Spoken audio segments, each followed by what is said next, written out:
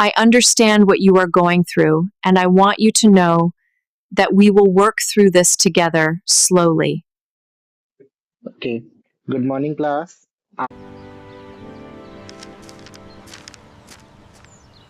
Good morning, sir.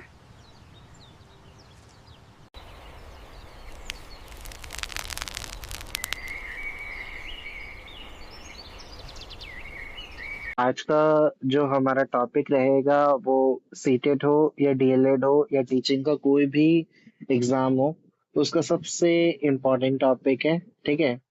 ये ब्रॉनफेनवर करके जो साइकोलॉजिस्ट हैं उनकी थ्योरी है। ठीक है। अक्सर ऐसा हमने देखा है कि बच्चे जो है वो थ्योरीज में बहुत ज्यादा फंसते हैं। ठीक है। लेकिन आज की क्लास के बाद तुम्हारे साथ ऐसा नहीं होगा। लास्ट क्लास में भी हमने कुछ चीजें डिस्कस करी थी। हम बात कर रहे थे बच्चे का डेवलपमेंट, ग्रोथ एंड डेवलपमेंट के बारे में। तो ये जो हमारे साइकोलॉजिस्ट है ना, इन्होंने बताया था कि ह्यूमन डेवलपमेंट ना एक बहुत ही कॉम्प्लेक्स सिस्टम है, जहाँ पर इंसान जो है, एक्चुअली ना कुछ लोग बोलते हैं कि लड़कियों को समझना ही बहुत मुश्किल है। ठीक है।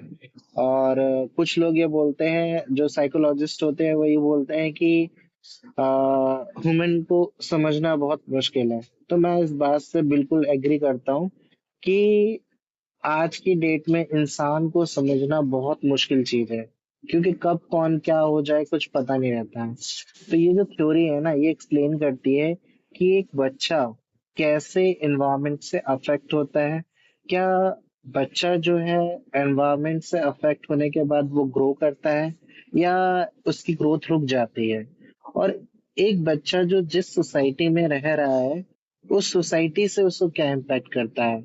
अगर बच्चा जो है आईआईटी या फिर बहुत बड़े कॉलेज से पास आउट हुआ है, उसका एनवायरनमेंट वहां पे जो उसे मिला है, उसने उसकी ग्रोथ को कैसे प्रभावित किया।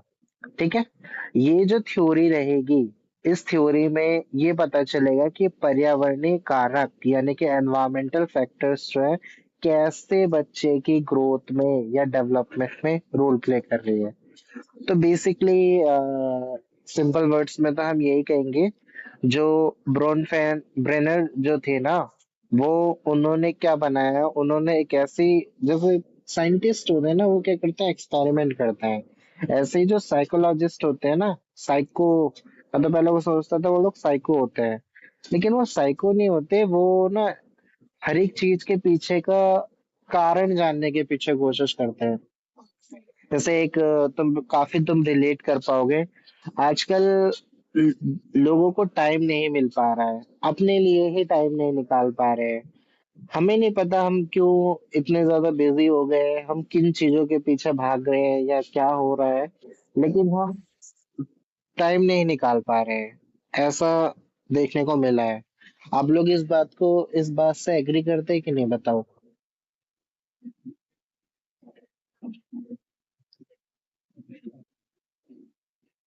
अक्सर हम अपने लिए टाइम नहीं निकाल पा रहे हैं। पढ़ाई तो छोड़ो, अपने लिए टाइम नहीं निकाल पा रहे हैं। क्या आप इस बात से एग्री करते हैं?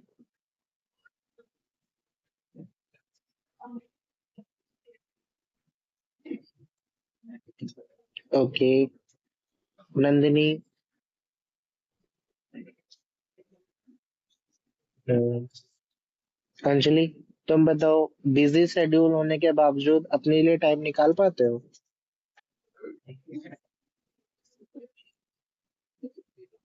हम्म, अगर तुम आज भी अपने लिए अगर टाइम निकाल पा रहे हो, तो तुम सही मायने में एक जिंदा इंसान हो। अगर हम अपने लिए ही कुछ टाइम, अपने लिए इसका मतलब ये नहीं कि हम सेल्फिश होते जा रहे हैं, बट एक बार ये तो देखो तुम पूरे दिन में कर क्या रहे हो। तो क्या ऐसा हो रहा है कि वही चीजें रोज रोज रिपीट हो रही है? तो ये जो हमारे साइकोलॉजिस्ट थे ना, वो ये बोलते थे कि पर्यावरण है वो बच्चे की ग्रोथ पर किस तरीके से इम्पैक्ट करता है। तो इन्होंने बेसिकली ना 5 टाइप बताए हैं। पहला मैंने तुम्हें बताया था माइक्रो सिस्टम। दूसरा मैंने तुम्हें बताया था मेसो सिस्टम, जिसको मध्य मंडल बोलते हैं। तीसरा मैंने बताया था एक्सो सिस्टम, जिसको ब्रह्मंडल बोलते हैं। चौथा मैंने तुम्हें बताया था मैक्रो सिस्टम। और लास्ट में बट नॉट लीस्ट जो मैंने तुम्हें बताया था क्रोनो सिस्टम। तो एक बार दोबारा से देखेंगे हिंदी में। पहला लघु मंडल होता है, नाम से ही पता चल रहा है कि वो बहुत ही चीज माइक्रो होगी, छोटी सी होगी। फिर मध्य मंडल होता है, फिर बाहरी मंडल होता है, फिर बृहद मंडल होता है, और लास्ट में घटना मंडल होता है। तो ये तो सारी चीजें हमें क्लियर थी। अब जो चीजें हमें क्लियर नहीं थी वो ये थी। ओके। तो इसका हम ऐसा समझते हैं, माइक्रो सिस्टम। माइक्रो सिस्टम इसका मतलब क्या होता है? लघु मंडल। इसमें बच्चे जो है ना, वो उनके साथ इमीडिएट रिलेशनशिप, यानी कि सबसे अच्छा संबंध या सबसे ज्यादा बातचीत वो किससे करते हैं, वो माइक्रो सिस्टम में आता था। कल मैंने तुम्हें कुछ ऑप्शन से कुछ समझाने की कोशिश की थी। आज उसको हम थोड़ा सा डिटेल में समझेंगे। जैसे अगर मैं तुम्हें समझाऊं, इसमें तुम चार्ट देख रहे होगे, तो ये पूरा का पूरा जो गोला बना है, इसमें बीच में बच्चे को रखा गया है, और उसके सबसे पास में क्या है? माइक्रो सिस्टम है, यानी कि लघु मंडल है। फिर उसके बाद तुमने देखा होगा, माइक्रो सिस्टम के नीचे अगर तुम पढ़ पा रहे हो तो बताओ क्या लिखा हुआ है, अगर तुम पढ़ पा रहे हो तो। देखो, थोड़ा सा और जूम कर दिया मैंने।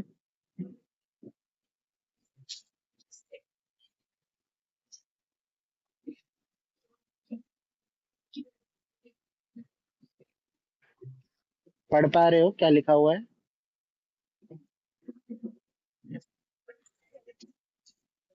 ओके।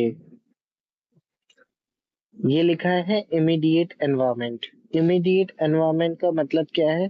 कि जहाँ पे पर्यावरण और जहाँ पे सबसे पहले इंटरेक्शन होता है। एक बच्चा जो होता है अपने माता पिता से सबसे ज्यादा बातचीत करता है, ठीक है। फिर उसके बाद मेसो सिस्टम के नीचे लिख रखा है कनेक्शंस। फिर उसके बाद एक्सो सिस्टम के नीचे लिखा है इनडायरेक्ट एनवायरनमेंट। हाँ, तो ये वही वाली बात है कि जहाँ पे बच्चे की कोई गलती नहीं थी, फिर भी उसे बात पड़ गई, ठीक है। चौथा है माइक्रो सिस्टम, जिसमें वो सोसाइटी और कल्चरल वैल्यूज के बारे में जानता है। और लास्ट में क्रोनो सिस्टम, जिससे उसकी पूरी दुनिया बदल जाती है, तो उसको चेंज ओवर टाइम बोलते हैं। तो हम माइक्रो सिस्टम पढ़ रहे थे। माइक्रो सिस्टम में जहाँ पे फेस टू फेस इंटरेक्शन होती है, जैसे बहुत सारे लोगों को तुमने देखा होगा कि वो चैट्स में तो बहुत अच्छे से बात कर लेते हैं, लेकिन जब बात आती है फेस टू फेस बात करने के लिए, तो वो बहुत ज्यादा शाय हो जाते हैं और बातचीत नहीं कर पाते हैं। जैसे फॉर एग्जांपल, अगर कोई इंसान जो यूट्यूब पे वीडियो वगैरह बना रहा है, तो उसके अंदर पता नहीं कितना खतरनाक लेवल का कॉन्फिडेंस होता है। वो बंदा भाई पब्लिक में भी आराम से वीडियो बना रहा है। लेकिन अगर तुम्हें बोला जाए कि तुम्हें जाके बड़ी भीड़ में तुम्हें कैमरा उठा के सबका इंटरव्यू लेना है, तो शायद तुम्हें हेजिटेट फील हो। तो इसका मतलब क्या है? जहाँ पे माइक्रो सिस्टम, जहाँ पे बच्चा जो है आमने सामने बैठ के बातचीत कर रहा है, जो ये जो है उसकी फैमिली भी हो सकती है, वो उसके साथी समूह, भाई बहन, मित्र, और यहाँ तक कि कई बार टीचर भी कई बार इस कैटेगरी में आ जाते हैं। जैसे जो होम ट्यूशन वाले टीचर नहीं होते, वो घर पे आके जो पढ़ाते हैं, उनसे वो डायरेक्ट बातचीत करते हैं, ठीक है। तो ये संस्थान बच्चे के साथ कैसे बातचीत करता है और इससे बच्चे पे क्या असर पड़ता है, इसको ही माइक्रो सिस्टम कहते हैं। इससे बच्चे जो है वो बेहतर चीजें समझ पाते हैं। मुझे ये बताओ, ये चीजें समझ में आई कि माइक्रो सिस्टम में कौन कौन आता है और कैसे क्या होता है?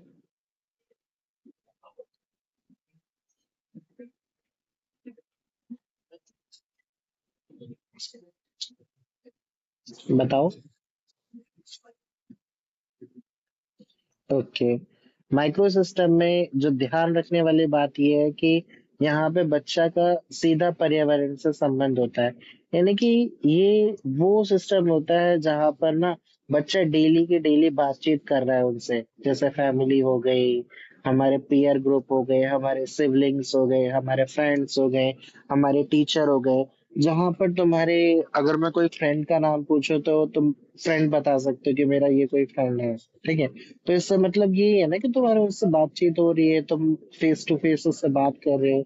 It can be your mother also, it can be father, it can be brother sister, कोई भी इंसान जहाँ पे इसके होने ना होने से तुम्हें बहुत फर्क पड़ता है। सिंपल सा ऐसे याद कर लो।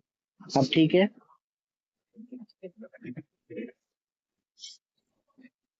ठीक है।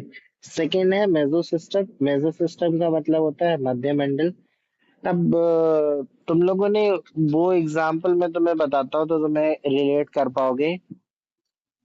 क्लास में जरूर एक ऐसा स्टूडेंट होता है जो हमेशा क्लास में उसका काम यही होता है कि क्लास में शोर मचाना।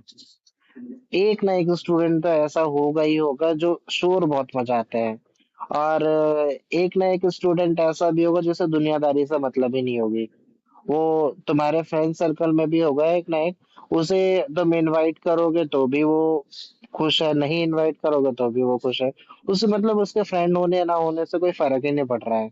तो मेजर सिस्टम जो है ना, वो ये क्या बोलता है, जो दो कड़ी को बीच में जोड़ता है।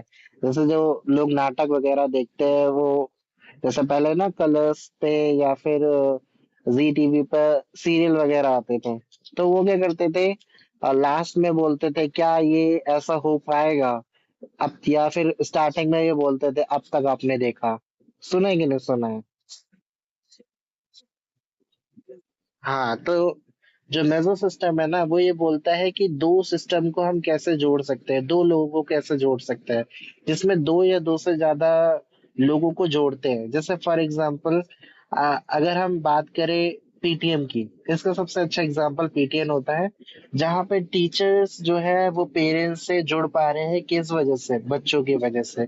तो दो परिवारों के बीच का जो रिश्ता होता है, दो लोग जब आपस में जुड़ रहे हैं, मीटिंग हो सकती है। जैसे तुम ऑफिस में गए, तुमने इंटरव्यू दिया, तो वहां पे भी तो तुम जुड़ रहे हो, जहाँ आप किसकी वजह से जुड़ रहे हो, जॉब की वजह से जुड़ रहे हो। तो आप जहाँ पे बच्चे की वजह से कोई दो परिवार मिल रहे हैं या दो अलग अलग सदस्य मिल रहे हैं, तो उसको बोलता है मेसो सिस्टम। इसका मतलब ये है कि एक रिश्ता दूसरे से जुड़ा हुआ है और एक एक दूसरे पर प्रभाव डालता है।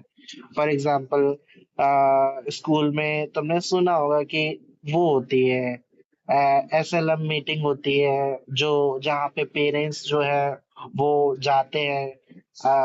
हम लोगों ने डोरेमोन कार्टून या फिर इन कार्टून्स में भी देखा है, निंजा हथौड़ी वगैरह में, कि एक दिन ऐसा जरूर होता है जिस टाइम पे पेरेंट्स पढ़ा रहे होते हैं और उनके जो पेरेंट्स पेरेंट्स कह रहा हूँ, टीचर पढ़ा रहे होते हैं, पेरेंट्स पीछे खड़े होते हैं।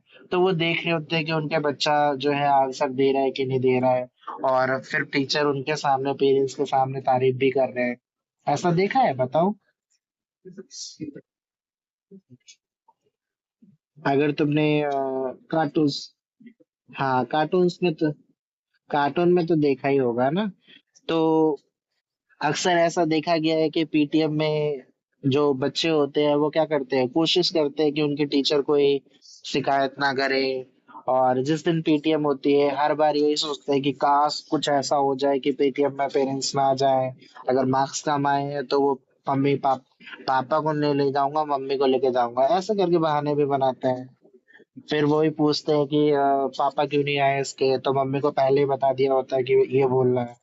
तो ये सारी जो चीजें होती है ना, ये मेसो सिस्टम में होती है, जहाँ पे दो परिवार या फिर बच्चे की वजह से कोई दूसरा जो है वो जुड़ रहा है। जैसे परिवार और शिक्षक के बीच में बातचीत हो गई, बच्चे के साथी, जैसे हम तुम्हारे फ्रेंड है, ठीक है, तुम्हारे फ्रेंडों को, सभी फ्रेंडों को तुम्हारे फैमिली वाले नहीं जानते, लेकिन उनसे इंट्रोड्यूस कौन करवाएगा, उनसे इंट्रोड्यूस करवाओगे तुम। जैसे फॉर एग्जांपल, अगर तुम्हारे कोई फ्रेंड का नाम सीमा है, ठीक है, तो पेरेंट्स को नहीं पता कि सीमा कौन है, लेकिन तुम्हें पता है सीमा कौन है। तो पेरेंट्स के जरिए ही सीमा के पापा को भी वो जान पाएंगे, सीमा के मम्मी को भी जान पाएंगे। तो जहाँ पे बच्चे की वजह से दो परिवार मिल रहे हो, तो उसको बोलते हैं मेसो सिस्टम। ये चीज समझ में आई?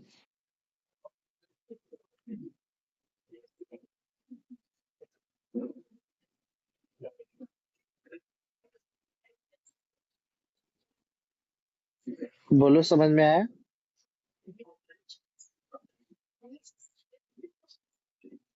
ओके, अगर नहीं आया तो बताओ, मैं दोबारा समझा दूंगा। इतना ही याद रखना है, बच्चे की वजह से दो परिवार जो है आपस में मिल रहे हैं। अब वो ऐसा कैसे हो रहा है, पीटीएम के जरिए हो रहा है। टीचर पेरेंट्स से मिल रहा है, क्यों मिल रहा है, बच्चों की वजह से। जहां पर बच्चे की वजह से दो लोग, अननोन लोग जुड़ रहे हैं, तो वो होता है मेसो सिस्टम। तीसरा है एक्सो सिस्टम। अब ये एक ऐसी जगह होती है जहां पर बच्चे डायरेक्टली तो नहीं जुड़े हुए हैं, लेकिन फिर भी उनको बेचारों को झेलना पड़ता है। फॉर एग्जाम्पल, उसके पापा का ट्रांसफर हो गया, अब उसमें उस बेचारे की क्या गलती, लेकिन अब उसे भी वहां जाना पड़ेगा जहाँ उसके पापा का ट्रांसफर हो। पापा मम्मी में लड़ाई हुई, मम्मी ने क्या करा, लड़के को ही सूद दिया। ठीक है, अब वो लड़का जो है बैठ के रो रहा है कि मेरे को क्यों मारा। तो जहाँ पे बेचारे उसने कुछ नहीं किया था, बट स्टिल उसको भी परिणाम झेलना पड़ रहा है। तो in this system generally parents का वर्क प्लेस आता है, कई बार फैमिली मेंबर आते हैं। अब फॉर एग्जांपल एक बहुत अच्छा एग्जांपल मैं देता हूँ कि तुमने किसी को पैसे दिए, वो इंसान पैसे लेके भाग गया। ठीक है, अब वो पैसे लेके भाग गया, अब तुम क्या सोच रहे हो, अब तुम्हारी फ्रेंड ने तुमसे पैसे मांगे, अब तुम कह रहे हो कि मैं नहीं दूंगी। अरे भाई, तुम क्यों नहीं दे रहे, क्योंकि तुम्हारा जो प्रीवियस एक्सपीरियंस था वो बहुत बेकार था। लेकिन जो तुम्हारे पास आया पैसे मांगने के लिए, उसको सच में बहुत ज्यादा जरूरत थी, लेकिन तुमने नहीं दिए। तो इसका मतलब क्या है कि जहां पर इनडायरेक्टली बच्चे की तो कोई गलती नहीं है, लेकिन फिर भी उसको सफर करना पड़ता है, सबसे ज्यादा उसको सफर करना पड़ता है। तो बच्चे भले ही इन संस्थानों से सीधे तौर पे ना जुड़े, लेकिन उनके विकास पर सबसे बड़ा प्रभाव डलता है। अब जैसे जो बच्चे अच्छी फैमिली में बॉर्न हुए हैं, जन्म लिए हैं, तो तुम्हें पता है कि भाई वहां पे वो इनडायरेक्टली भी बहुत सारी चीजें सीख लेंगे। जैसे सीईओ के बच्चे हैं, या फिर कोई रिच फैमिली के बच्चे हैं, तो वो ऑटोमेटिकली की बात है कि वहां पे उनकी कुछ जो क्वालिटीज हैं, या जो उनका माहौल ही ऐसा होता है कि वो बहुत सारी चीजें समझ पाते हैं और बहुत सारी चीजें जल्दी सीख पाते हैं। लेकिन एक जो पुअर फैमिली से बिलोंग करता है, उसको तुम अगर ऐसी जगह पे ले जाओ जहां पर सारी चीजें इंग्लिश में ही हो रही हैं, या जहां पे रिच क्लास के लोग बैठे हुए हैं, तो वो बहुत ज्यादा अनकंफर्टेबल होगा। होगा कि नहीं होगा? पता ये चीजें समझ में आ रही है, एग्जो सिस्टम क्या होता है?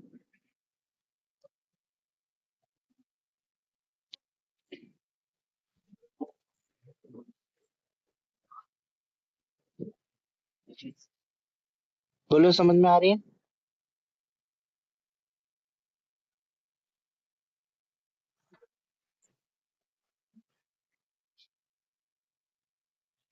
नंदिनी,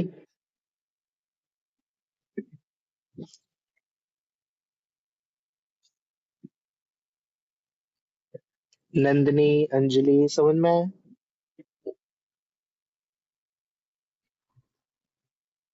ओके।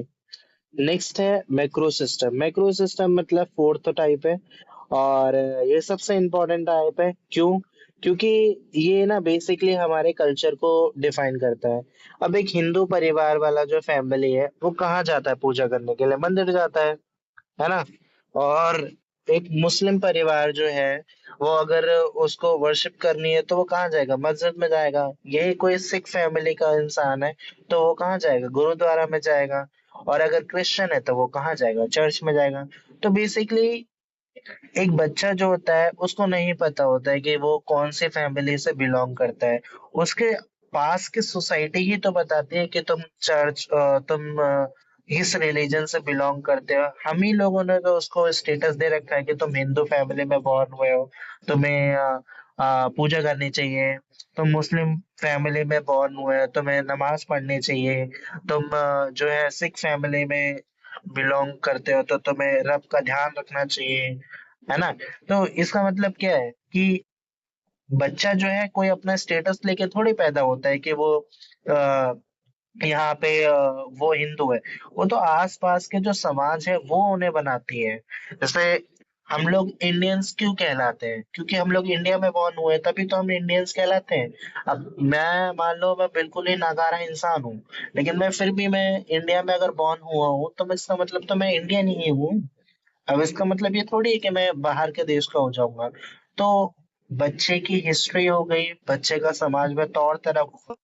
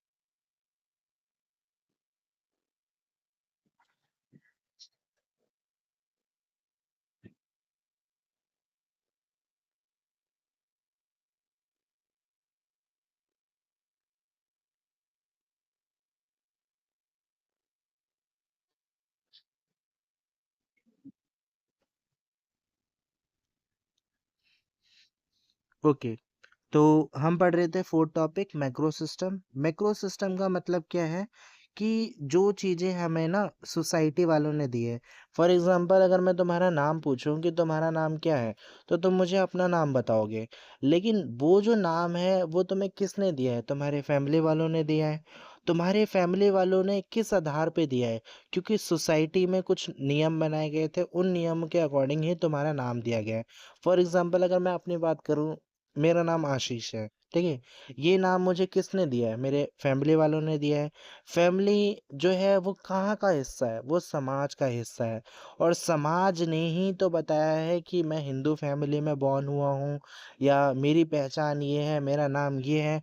तो जो बच्चे को संस्कृति की पहचान बताए कि अगर आप हिंदू हो तो आपको मंदिर में जाना चाहिए। ऐसा नहीं है कि हम मस्जिद में नहीं जा सकते, लेकिन जो नियम, जो कायदे कानून बनाए गए हैं, जो हमें फॉलो करने चाहिए, वो कौन बताता है? वो हमें बताता है समाज, यानी सोसाइटी। और यही जो है ना वो हमारी आइडेंटिटी, हमारी वैल्यूज़ कि हमें किस तरीके से, जैसे तुमने देखा होगा अक्सर जो गुरुद्वारा में लोग जाते हैं, वो उनका एक तरीका होता है कि वो पूरा का पूरा झुक के वर्शिप करते हैं, पूजा करते हैं, है ना? तो वो रब के सामने झुकते हैं। और हमारा क्या तरीका होता है कि अगर हमें प्रार्थना करना होता है तो हम हाथ जोड़ के करते हैं। ऐसे एक कोई मुस्लिम्स हैं तो वो क्या करते हैं, वो भी झुक के नमाज अदा करते हैं। चर्च वाले लोग हैं, उनके पास अलग ही एक प्लस वाला निशान होता है, जो जीसस का माना जाता है। उनका अलग तरीका होता है कि वो किस तरीके से भगवान को, या जो गॉड है उसको किस तरीके से मान रहे हैं। ऐसा बनाया किसने है? ऐसा बनाया है सोसाइटी ने। तो हमारी सोसाइटी ही बताता है कि हमारा कल्चर क्या है और वो किस तरीके से रहता है। एक और एग्जांपल तो मैं बताता हूँ। एक जब बच्चा बॉर्न होता है, जब पैदा होता है, तो उसको नहीं पता उसका कल्चर क्या है। उसको पता कैसे चलता है? अब मान लो कोई बच्चा है जो हिंदू फैमिली में बॉर्न हुआ है, लेकिन उसका पालन पोषण जो है वो मुस्लिम फैमिली कर रही है। तो क्या वो वर्शिप करेगा, या फिर वो नमाज, मस्जिद वगैरह जाना स्टार्ट करेगा? तो जिस एनवायरनमेंट में रह रहा है उसी की तो चीज़ें फॉलो करेगा। अब उसने कभी देखा ही नहीं है कि हिंदू कि उन उसके घर वाले जो है वो पूजा कर रहे हैं, तो वो क्यों करेगा? तो जो चीज़ देखेगा वही तो सीखेगा। इसको बोलते हैं देख के सीखना, लर्निंग बाय डूइंग। तो जो मैक्रो सिस्टम होता है ना, उसमें समाज जो है ना वह संस्कृति का वर्णन करता है कि हमारी सामाजिक स्थिति क्या होगी, आर्थिक स्थिति क्या होगी, और हम कहाँ से बिलोंग करते हैं, कौन है हम लोग, ये हमारा समाज डिसाइड करता है। ठीक है, ये चीजें समझ में आई?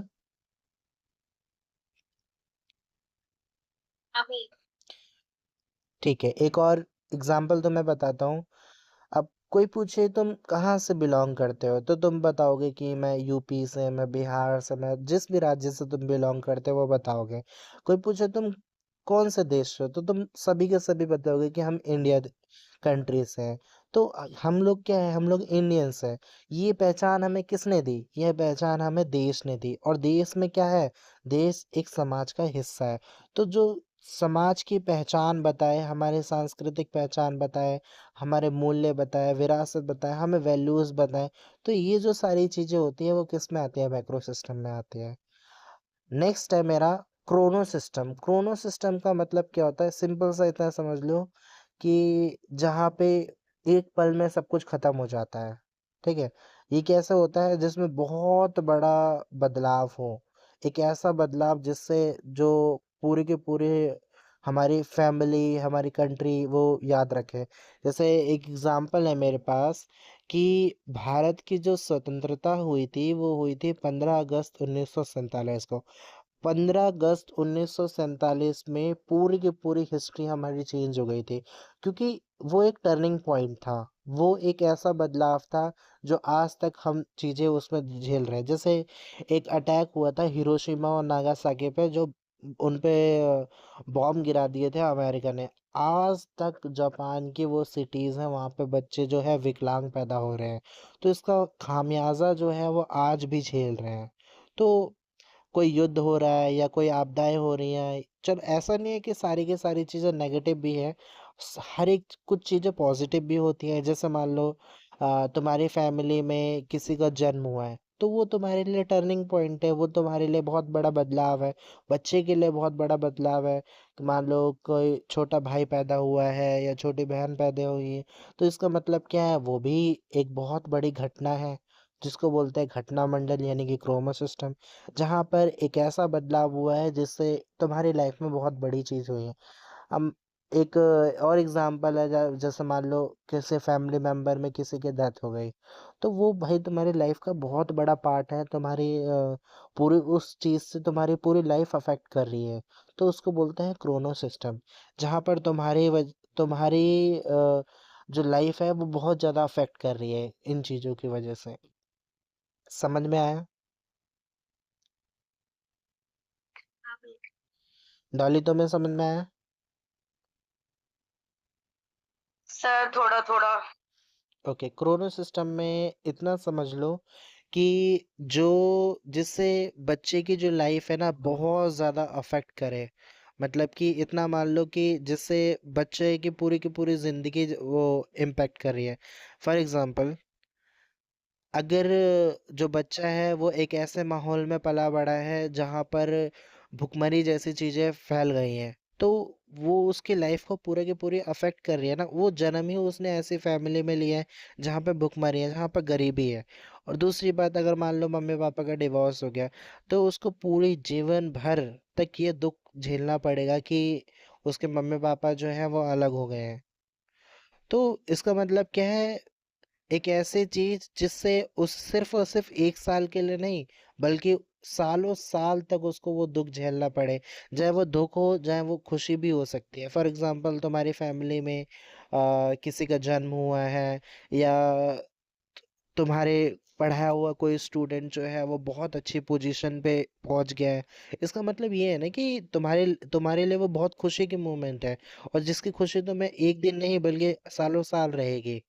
तो ये होता है यस। Chrono system. समझ में आया? हाँ जी सर। ओके, अब मैं तुमसे कुछ क्वेश्चंस पूछूंगा, तुम्हें बताना है कि वो किस में आएंगे। ठीक है? अगर मैं बात करूं स्कूल की, स्कूल किस में आएगा पांचों में से?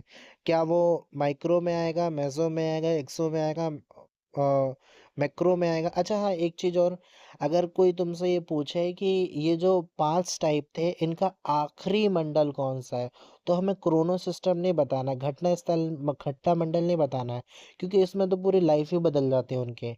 लास्ट वाला जो टाइप है ना वो मैक्रो ही है, मैक्रो यानी कि ये वाला बृहत मंडल, जो नाम से ही पता चल रहा है सबसे बड़ा मंडल जो है बृहत मंडल है और सबसे आखिरी है।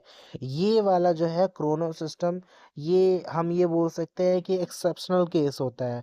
हमेशा थोड़ी भाई किसी का डिवोर्स हो जाता है, हमेशा थोड़ी बहुत बड़ा लाइफ में चेंज होता है। हर दिन क्या फ्रांसीसी क्रांति होती है या हर दिन रशियन रेवोल्यूशन होता है? नहीं होता ना, तो ये जो बहुत रेयर होता है ना उसमें ये आता है। तो नेक्स्ट चीज मैं तुमसे पूछना चाहूंगा, हमारे स्कूल के फ्रेंड्स किस में आएंगे? पांचों में से किस में आएंगे? Clear second. स्कूल के फ्रेंड्स सेकंड वाले में आएंगे। अच्छा, और कोई बताओ।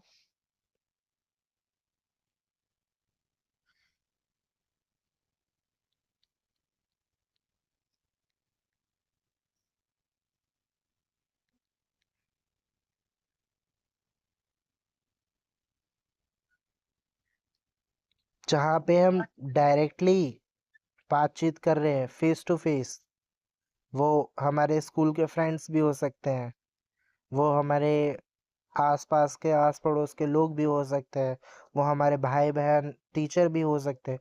तो वो तो होता है माइक्रो, जहाँ पे बच्चे डायरेक्टली बात कर रहे हैं। अब लेकिन क्या, टीचर भी कई बार नहीं आते, पता है क्यों? क्या हमें पता है मैथ्स वाले टीचर की अपनी लाइफ स्टाइल क्या है? क्या हम उनसे डायरेक्टली रोज रोज बात करते हैं? हम तो बस स्कूल में ही बात कर रहे हैं ना। तो जो टीचर जो हमारे घर पे आके पढ़ा रहे हैं उनसे चलो थोड़ा ज़्यादा फेमिलियर हो जाते हैं, लेकिन जो टीचर होते हैं, जो स्कूल होता है, वो कहीं न कहीं जो है वो सेकंड वाले में आता है। लेकिन मैंने बात करी थी स्कूल के फ्रेंड्स, स्कूल के फ्रेंड जो होंगे फर्स्ट वो, वाले में सर। हाँ, स्कूल के फ्रेंड्स होंगे फर्स्ट वाले में आएँगे। ठीक है? अब मैं अगर मैं ये बोलूँ कि हमारे जो रीति रिवाज है, जो हमारे बिलीफ्स है, जो हमारा कल्चर है, वो किस में आएगा? कल्चर की बात हो रही है सर फोर्थ वाले में। फोर्थ वाले में। तो ये तो सिंपल सी बात है कि कल्चर की बात हो रही है तो मैक्रो सिस्टम यानी कि फोर्थ वाले में ही आएंगे। अगर मैं बात करूं मीडिया, जो जो मीडिया होती है, जो न्यूज़ वगैरह दिखाती है, वो किस में आएगा? सर थर्ड वाले में। ओके, एक्सप्लेन करो किस तरीके से थर्ड वाले में आएगा।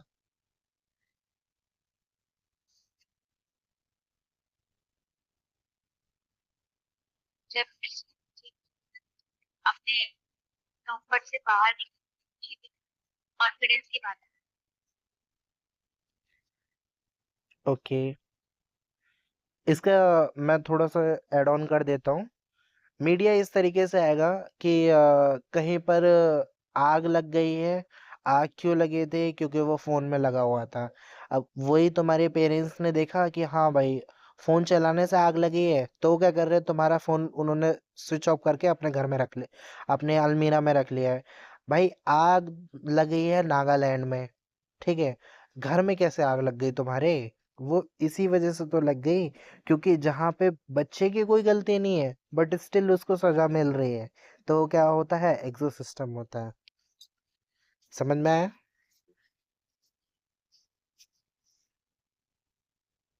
समझ में आया Dolly? Yes sir. Okay, next है। ओके, पहले जो थे ना, सारी की सारी जो चीजें थी वो हाथ से लिखी जाती थी, तो उनको हस्तलिखित या मैन्युस्क्रिप्ट बोलते थे। लेकिन आज जो सारी की सारी चीजें जो है ना, वो प्रिंटेड हो गई हैं। प्रिंट्स के माध्यम से हमें चीजें मिल जाती हैं। तो ये किस में आएगा? पहले वाले में आएगा, दूसरे वाले में आएगा, तीसरे वाले में आएगा, चौथे वाले में आएगा, या पांचवे वाले में आएगा? और ये जो जो मैं क्वेश्चंस पूछ रहा हूँ, ये क्वेश्चंस आए हुए हैं। क्या लगता है किस में आएगा?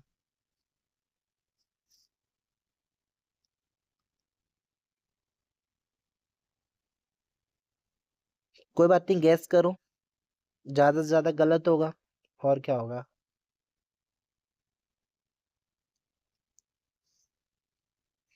सर शायद ये भी थर्ड वाले में ही आएगा। ओके, और कोई?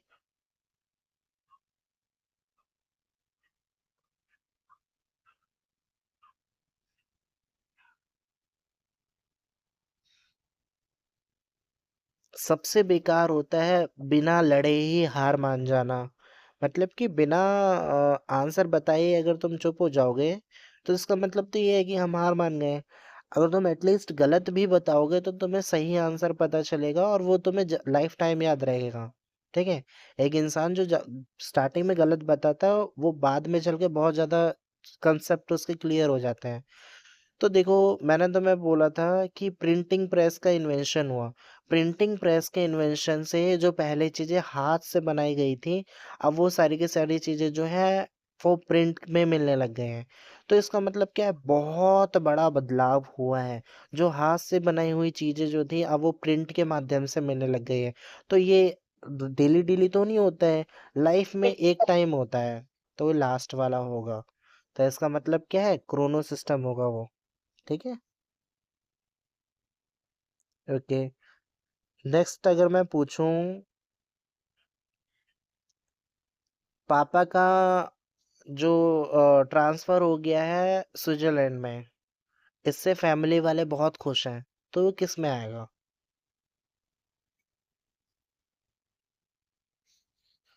पापा का ट्रांसफर हो गया है स्विट्जरलैंड और इससे फैमिली वाले बहुत खुश हैं, तो किस में आएगा?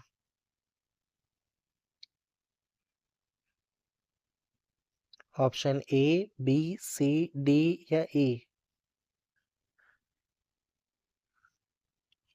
सर स्क्रॉल करना नीचे। ओके,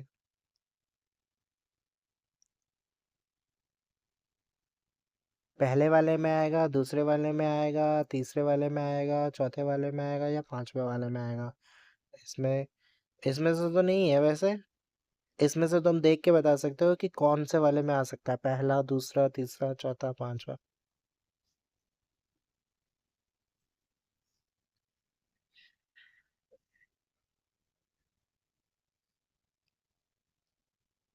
ओके, अगर सर आई थिंक थर्ड वाले में।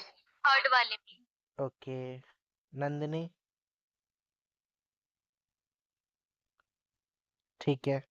तो अगर पापा का ट्रांसफर चाहे स्विट्जरलैंड में हो चाहे कहीं पे भी हो, उसका इम्पैक्ट किस पे पड़ रहा है? इनडायरेक्टली बच्चे पे पड़ रहा है, तो बच्चे पे पड़ रहा है, इसका मतलब थर्ड वाला ही थर्ड। होगा। और थर्ड वाले का मतलब होता है एक्सोसिस्टम यानी कि बृहत मंडल। ठीक है, तो अभी मैं कुछ आपको क्वेश्चंस देता हूँ,